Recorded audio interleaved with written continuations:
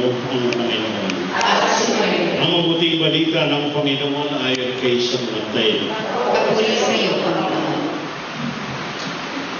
Noong panahong iyon, dumating si Jesus sa lupain ng Cesarea ng Filipos. Tinanong niya ang kanyang mga alagad, sino raw ang anak ng tao ayon sa mga tao? Magsumagot sila. Ang sabi po ng ilan ay si Juan Bautista kayo.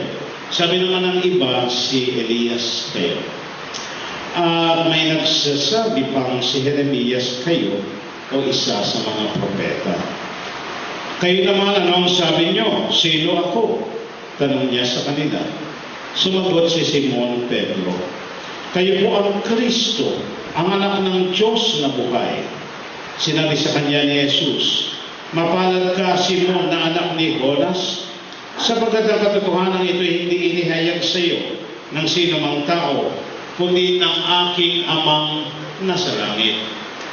At sinasabi ko naman sa iyo, ikaw ay Pedro, at sa ibabaw ng batong ito ay itatayo ko ang aking simbahan, at hindi makapananaig sa kanya kahit ang kapangyarihan ng kamatayan. Ibibigay ko sa iyo ang mga susi ng kaharian ng langit. Ang ipagbawal mo sa lupa ay ipagbabawal sa langit, at ang ipaintulot mo sa lupa ay ipaihintulot sa langit. Ang mabuting balita ng ating kaligtasan. Pinupuri ka namin, Panginoon Jesucristo.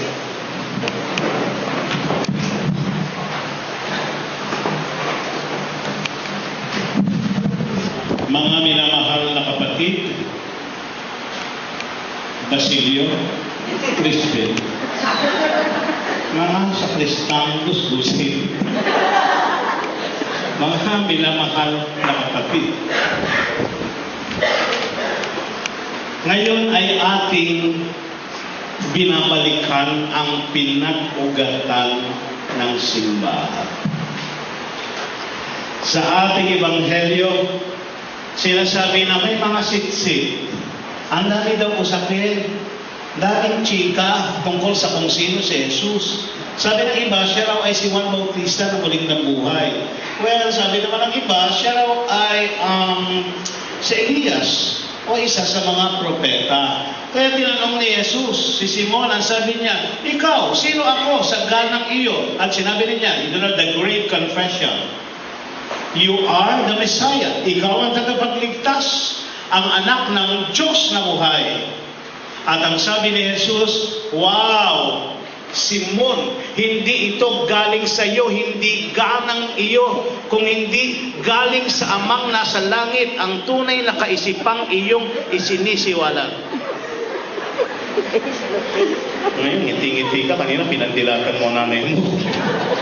Kita ko kaya yun. Bakit ba? May tumatawag sa kanya? Tama ba? Ay hindi. Ba't kayo nag-away? Alitrato lang. Ang babaw yung dalawa. So, kaya dito, ang sabi ng ating Panginoon, because it was a sign, ininunguso ng Ama si Simon. Okay? Ininunguso ng Ama si Simon. Alam mo pala hindi umalis si Tito Lars dito. Kapiling lang natin.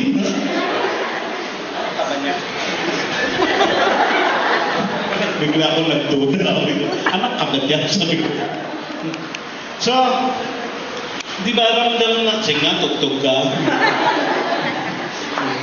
So, inuso ng Ama si Simon. Kaya nga, ang sabi niya, dahil dyan, ikaw ay Pedro. Anong mahulugan ng Pedro? Bato.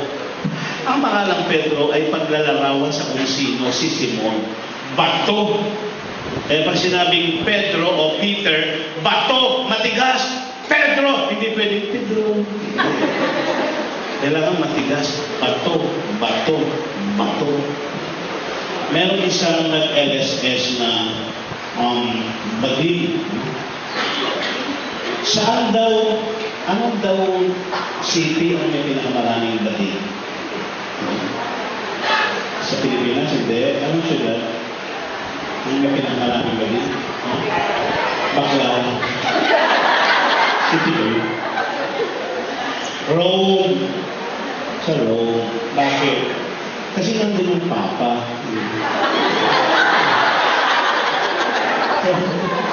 Oh, nasa ng Papa. Oh.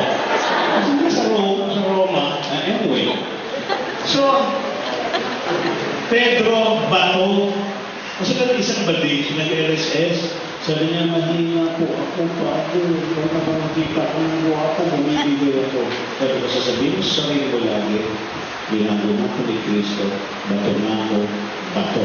Ulitin mo. Sabi niya, binago na ako ni Kristo, bato na ako, bato. Dali. Lakad siya. Nakakita siya ng kamukha ni Piolo Pascual. Sabi ko, ano nasabihin mo? Binago na ako ni Kristo, bato na ako, bato! Okay. Tapos lakad siya, nakakita siya ng kamukha ni Dingdong Lopez. Nagbibigay na naman, sabi ko, o ano? Sabi ko, binago na ako ni Kristo, bato na ako, bato! Okay, tanong pa. Tapos nakita niya si Machete, si Andrew. Sabi ko, anong sabihin mo? Sabi niya, ano ba to? So mula sa batong ito, Pedro, meaning rock, nakaka-strict ka. Nakatuwaan lang po.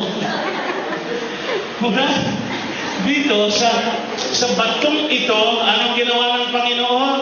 Okay, itinayo niya ang kanyang simbahan, ang kanyang iglesia. So it's very clear. Ang sinabi ng Panginoon, Simon, you are rock. And on this rock, I will build my church.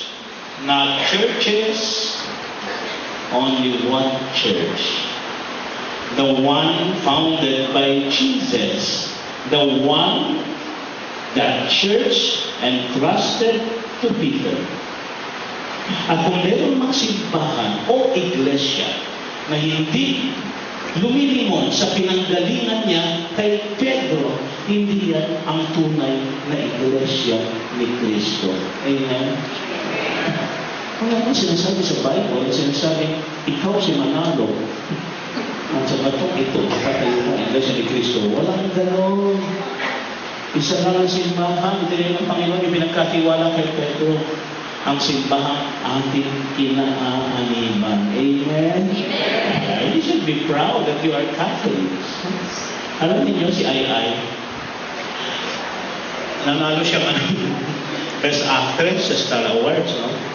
Alam mo, ang susunod niyang concert, di ba every year may concert, may big concert si Ai. Ang next concert niya, December 2 yata o ang next concert niya, alam niyo kung ano title? Proud to be a Catholic. Yung title. Ipag sisigawan niya, she will make a stand that she is a Catholic and she is proud to be one. At ito ang mensahe sa atin sa araw na ito. Sa mga ikaw ay nabibilang doon sa simbahan itinayo ng ating Panginoong Jesucristo, nasa iyo ang tunay na biyaya. Kinakailangan kang matuwa. Sige, matuwa ka. Kinakailangan kang magaga sapagkat ikaw ay pinagpanggap na bibilang ka sa kanyang simbahan. Amen? Oh, galing. Amen. Anong pangalan mo? Amen. Oh, anong name mo? Anong grade ka na? Kinder. Talaga? Saan ka nag-aaral? Lapu-lapu. May lapu-lapu ka pala. Pinakamalaking paaralan sa balat ng lupa. Lapu-lapu. Ang galing. At least sa lapu-lapu ka nag-aaral, di ba? Ibang kinder nag-aaral sa barangay. Teacher nila, tanog. Puro ng tanog. Sa mga bata. Sa lapu-lapu ka, kinder. Okay. Very good. So marami ng mahal na kapatid. You see, we have to treasure this church where we belong. Si Pedro ay paglarawan ng bawat isa sa atin. Wonder of wonders, but God, Jesus, has His own, set of criteria. Hindi niya pinili yung pinakamatalino. Hindi pinili ang pinakamatalino upang sa kanya itatag ang simbahan at sa kanya ipagkatiwala ito. Sino ba naman si Pedro? Si Pedro ay walang gaano alam. Mahina. Walang MA, walang PhD, wala.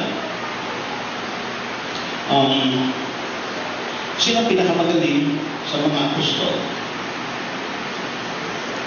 Ang tsugin mo, si Judas,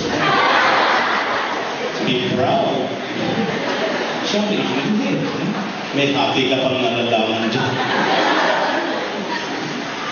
Ako pala may hati ito. Ano parang itong Red Sea. Kumawi na.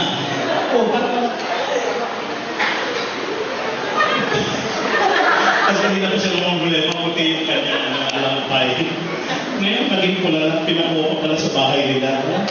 Hindi, malapit lang ang bahay. So anyway, so mga minamahal na kapatid, si Pedro, he cannot be considered as the best. No. In fact, kadalasan, mahina rin si Pedro. Mahina nga umunawa eh. Naalala niyo, dinala siya sa bundok ng ating Panginoon kasama si James and John sa Santiago si Juan, kung saan nagbagongan niyo ang Panginoon. The Lord was transfigured, di ba? Yeah, in transfiguration. He was transfigured into an image which was dazzlingly much together with the images of Elijah and Moses. At ginawa ito upang sa gayon ipakilala ang tunay na kahulugan ng pagka-Mesiyas ni Jesus. Pero nung makita ni Pedro na bagong kanya ang Panginoon, ano lang ang sabi ni Pedro? Ang sabi lang niya, ay, shucks, ang ganda. Hindi. Nice. Lord, sa sarap naman palagin. Ano tayo malis dito? Picnic na lang tayo. Let us preach 3 texts. One for you, one for Elijah, one for Moses. Ano sabi ng Panginoon? Siguro sabi ng Panginoon, Diyos ko, Pedro, pakahirap ako magbago ngayon. Tapos siya lang sasabihin na, ay, shucks, ang ganda. Siguro sabi ni Pedro, siguro sabi ni Jesus sa kanya, kung di lang ito susulat sa Bible, pinagtukan na kita. Imagine kung pinagtukan siya ng Panginoon at nababasa mo sa Bible,